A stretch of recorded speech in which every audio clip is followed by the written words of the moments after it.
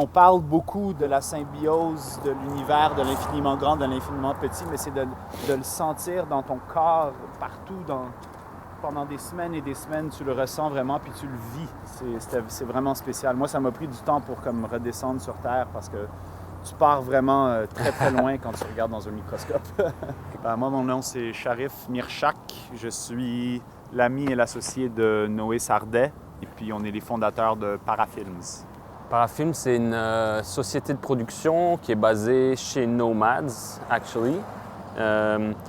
Et on fait surtout du documentaire, on va dire, tourné vers la nature, science, savoir, éducatif. Puis on aime beaucoup cet aspect de transmission du savoir, puis de découverte de nouvelles aventures à travers le film. On a décidé d'utiliser ce qu'ils appellent la vitrine maritime. Ce sont ces panneaux d'affichage sur le Vieux-Port de Montréal.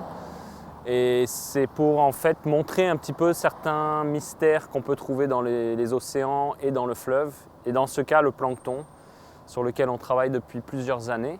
Je pense que ce qui est vraiment incroyable du plancton, c'est que visuellement, c'est magnifique. Comme on peut voir sur les photos, on a des couleurs, on a des iridescences. On a une biodiversité qui est inégalée dans la nature.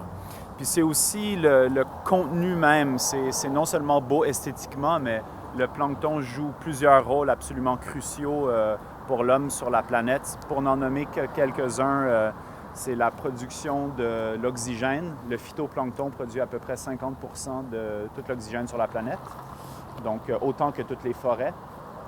Le plancton aussi, quand le plancton meurt, ça sédimente au fond des océans et après plusieurs millions d'années, ça crée le pétrole.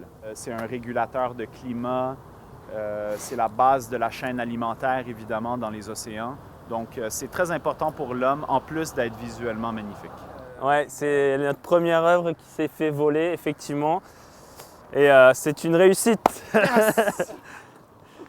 Non, c'est à la fois dommage et à la fois, c'est vrai que c'est flatteur. C'est un peu de la science-fiction quand on commence à observer au niveau macroscopique ou microscopique avec un microscope. On peut être très vite absorbé pendant des heures dans un univers qui est complètement différent de ce qu'on connaît. C'est comme une ouverture d'une porte sur une nouvelle dimension qu'on n'a pas l'habitude de voir. Je pense que les astronomes, les gens qui observent avec des télescopes les galaxies lointaines doivent avoir un sentiment similaire de regarder quelque chose qu'on ne connaît pas. Le mot plancton, oui. Ça veut dire errer, dériver. Oui. Donc, ironiquement, le plancton, c'est du nomade. C'est les plus grands nomades de la planète parce qu'ils dérivent constamment, ils se laissent porter par le courant dans les océans. Ils se laissent porter. Donc, c'est vrai, ça. They're the ultimate nomads in many ways. It's crazy.